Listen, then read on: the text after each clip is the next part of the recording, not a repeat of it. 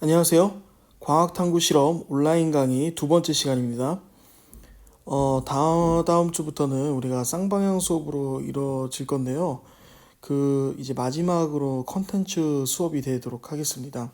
하지만 쌍방향 수업이 됐을 때도 이렇게 수업 분량을 녹화해서 유튜브에 올릴 예정이니까 혹시나 여러분들이 좀 더 필요한 강의나 또 더 듣고 싶은 강의가 있다면 유튜브를 통해서 확인하면 될 것 같습니다.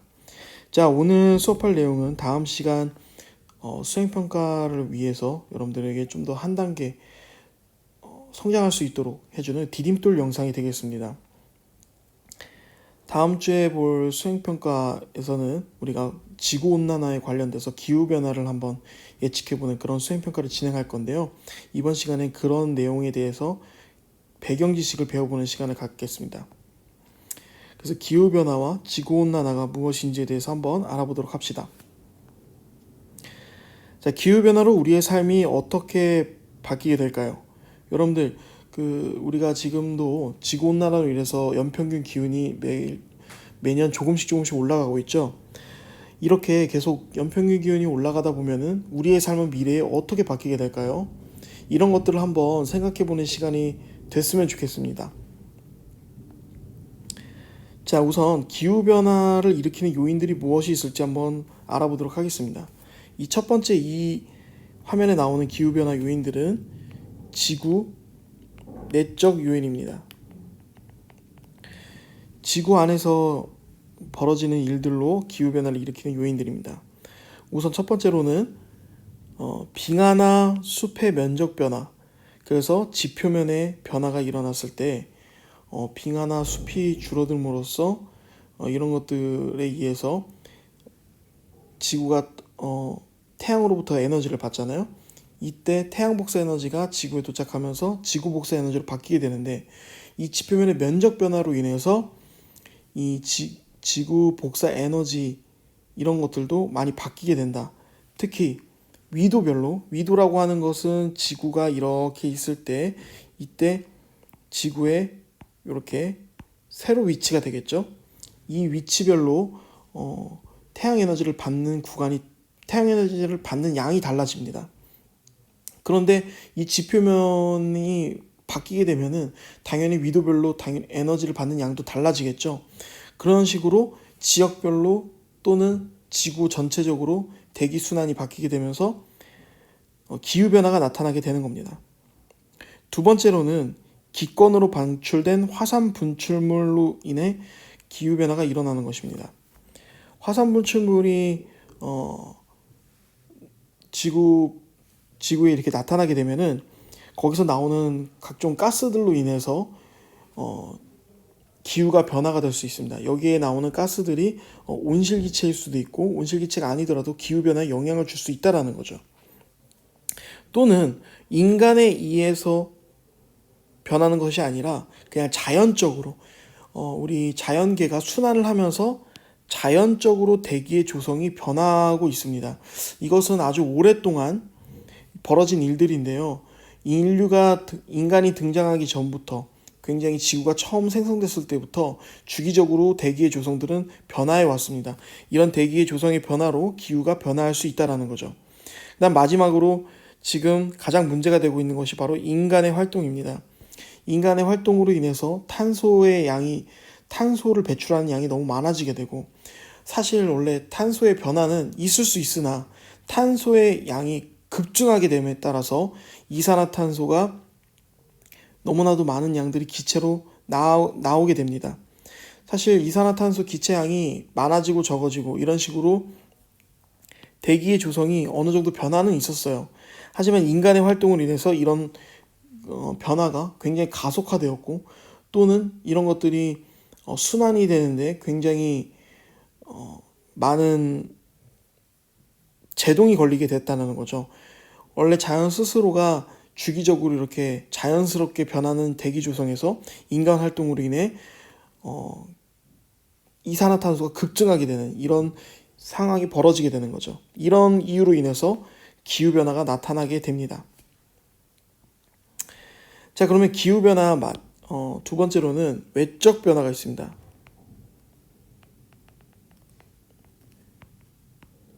지구 외적인 요인으로 인해서 변하는 것들을 말하는 건데요. 바로 그런 첫 번째 이유로는 태양 활동의 변화가 있습니다.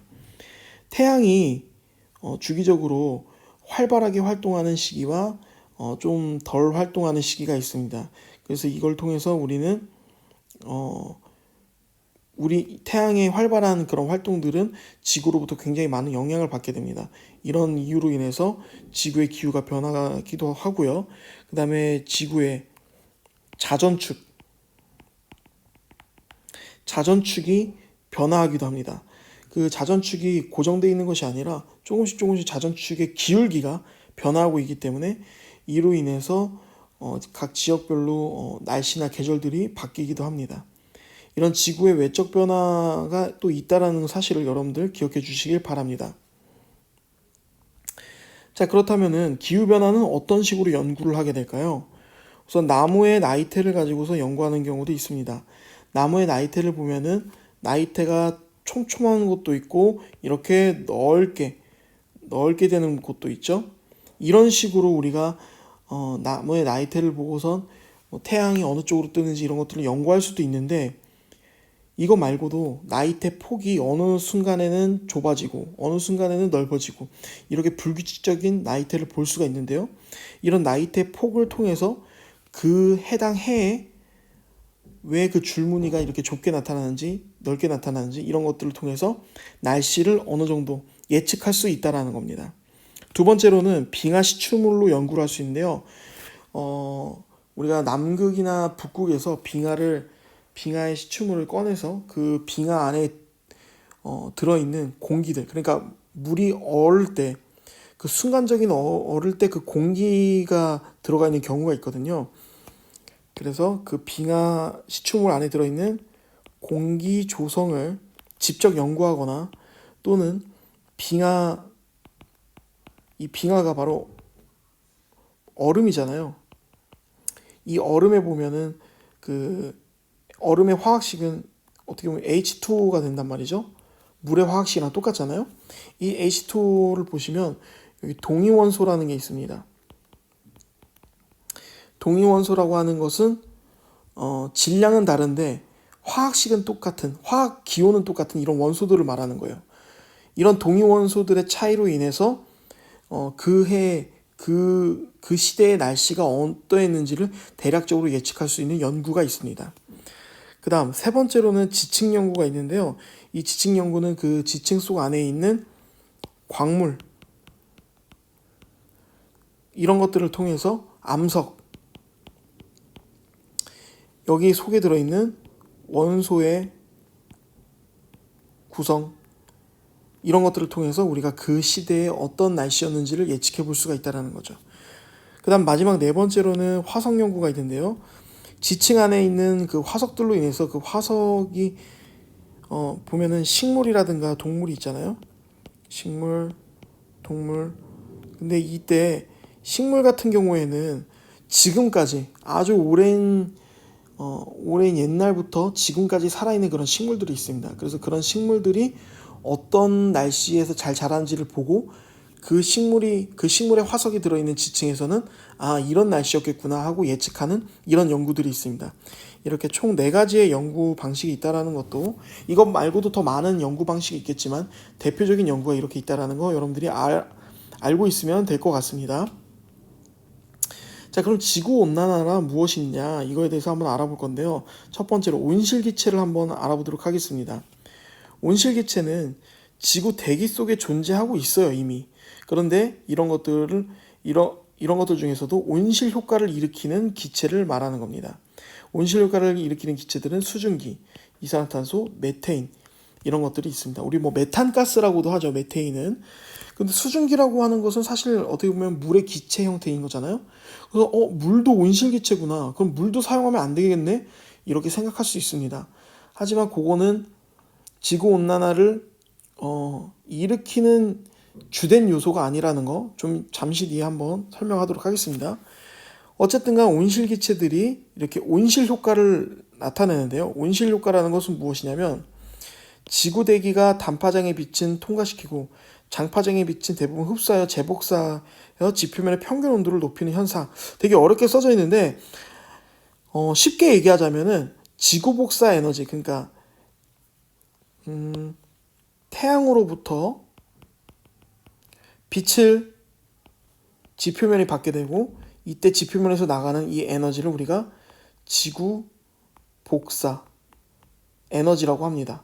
이 지구 복사 에너지가 다 나가면은 우리가 좋겠는데 지구 복사 에너지가 완벽하게 태양으로부터 받은 만큼 다 나가지 않고 어느 정도 머금고 있게 됩니다. 그 머금고 있을 수 있는 방법이 바로 온실 효과인데요. 온실 기체들로 인해서 그 지구 복사 에너지가 잠시 지구에 머무르게 됩니다. 그러면서 지구의 평균 기온이 올라가게 되는 거죠. 그래서 온실 효과는 반드시 필요한 효과입니다. 왜냐하면 온실 효과가 없다면, 지구에 온실 기체가 없다면 온실 효과가 일어나지 않게 돼서 태양이 있을 때와 태양이 없을 때 온도 차이가 너무 심해져서 사람이 살 수 없게 돼버립니다. 그러니까 어느 정도 온실 효과는 있어야 사람이 살 수 있게 연평균 기온이, 그러니까 지구의 평균 기온이 올라가게 된다는 거죠. 그래서 이런 수증기나 이산화탄소, 메테인 기체가 어느 정도 당연히 있어야 된다는 거죠. 자, 그런데 지구 온난화라고 하는 것은 온실 기체가 갑자기 증가하면서 지구 평균 기온이 상승하는 현상을 말하는 겁니다. 그러니까 한마디로 원래 이전부터 온실 기체가 꾸준히 있는 양이 있습니다. 예를 들어서 온실 기체가 100 정도 있다고 하면은 인간의 활동들로 인해서 이 온실 기체가 양이 갑자기 120 또는 150 이런 식으로 급증하게 되는 거예요. 이렇게 온실 기체가 급증하게 되다 보니까 지구의 평균 기온이 갑자기 급상승하는 이런 현상을 지구 온난화라고 합니다. 이때 수증기 같은 경우에는 양이 원래 엄청 많습니다. 양이 굉장히 많아요.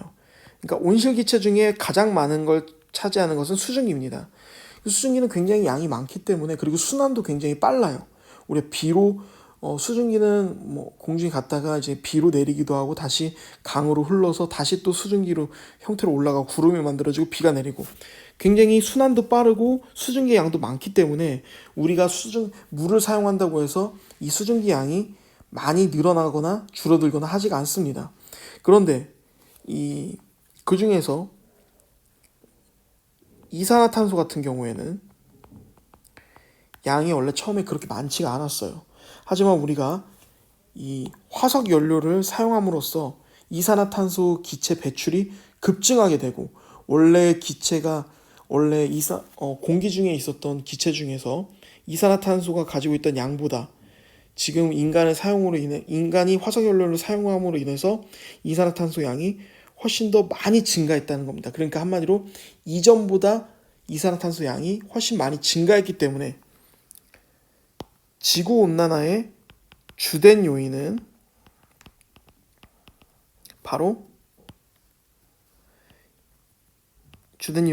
이산화탄소라고 하는 겁니다. 그래서 가끔 이산화탄소의 양이 원래 옛날부터 변해왔기 때문에 지구온난화의 직접적인 원인이 아니다, 이렇게 말을 하는 사람들도 있는데, 이거는 과학계에서 어느 정도 거의 확실시 되고 있는 내용입니다.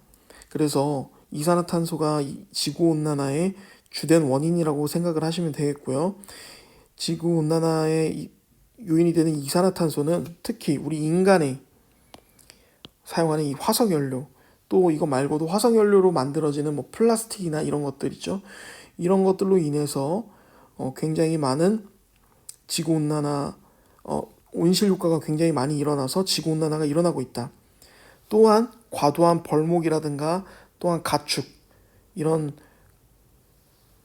많은 가축의 사육을 통해서 지구온난화에 영향을 주고 있다는 것을 여러분들이 알고 넘어가면 될 것 같습니다. 자, 지구온난화가 일어나게 되면은 해수면이 상승함으로 인해서 지구의 지표면의 그 일부가 잠기게 됩니다. 그래서 지구온난화가 너무 심각해질 경우에는 서울에 있는 여의도가 잠길 수 있다라는 그런 과학 연구도 있습니다. 그리고 또 기후대의 변화를 통해서 동식물의 서식지가 변화하는데요. 그래서 한국에서 우리나라에서 먹을 수 있었던 이런 어떤 과일이라든가 그다음에 식물 이런 것들을 못 보게 될 수도 있고요. 그다음에 동물들의 서식지가 감소함에 따라 동물들이 멸종위기에 처해질 수 있다는 것들을 여러분들이 알고 있으면 될 것 같습니다. 그다음 이제 이번 올해에도 굉장히 기상이변이 많이 일어났었죠. 그래서 예를 들자면은 원래 그동안 한동안 또 비가 안 오다가 갑자기 올해 여름에는 비가 너무 많이 오게 되는 그런 현상을 여러분들이 봤을 거예요. 이런 기상 이변의 발생 횟수가 굉장히 증가하고 강도 또한 증가한다. 이런 것들을 여러분들이 보게 된다는 겁니다. 그래서 너무 많은 그런 강수량으로 통해서 이번에 홍수 피해가 많이 있었죠. 이런 것들이 바로 지구 온난화의 그런 영향이라고 할 수가 있겠습니다. 이 사진을 보시면은 미국의 허리케인이 강타하면서 이렇게 집이 부셔져 있는 모습을 확인할 수가 있고요. 허리케인도 사실은 올 수가 있지만 이런 것들이 너무 자주 발생한다는 점이 지구온난화의 대표적인 피해라고 할 수가 있겠죠. 자, 이것은 사막지대인데 사막지대에 눈이 내린 거예요. 자, 사실은 사막지대에 눈이 내린다는 건 상상할 수가 없는데 이런 기상이변들이 발생할 수 있다라는 거고요. 그 다음 북극곰이 지금 굉장히 말라 있죠. 이 이유는 뭐냐면 원래 빙하가 어느 정도 얼어서 북극곰이 북유럽으로 내려왔다가 다시 북극으로 올라가고 이런 형태가 이루어져야 되는데 북극곰들이 유럽에 내려왔다가 날씨가 따뜻해지면은 다시 북극으로 날씨가 따뜻해지면 내려왔다가 추워지면 다시 올라가게 되는데 얼음이 제대로 얼질 않아서 이동을 하지 못하는 그런 상황이 발생하는 거예요. 그러다 보니까 먹이를 제대로 먹을 수가 없어서 그러니까 생선을 잡을 수가 없으니까 이렇게 말라가고 쓰레기를 막 주워 먹는 그런 북극곰을 발견할 수 있게 되는 거죠. 자, 이렇게 지구온난화로 인해서 지구가 많이 파괴가 되고 있다는 것을 여러분들이 좀 알고 있으면서 우리 미래에 또 지구가 어떻게 변할지 또 나는 어떻게 행동해야 될지를 한번 생각해보는 시간이 됐으면 좋겠습니다. 다음 시간에 이것과 관련된 수행평가를 진행할 예정이니까 이 부분에 대해서 여러분들이 잘 숙지하고 왔으면 좋겠습니다. 오늘의 강의는 여기까지 하도록 하겠습니다.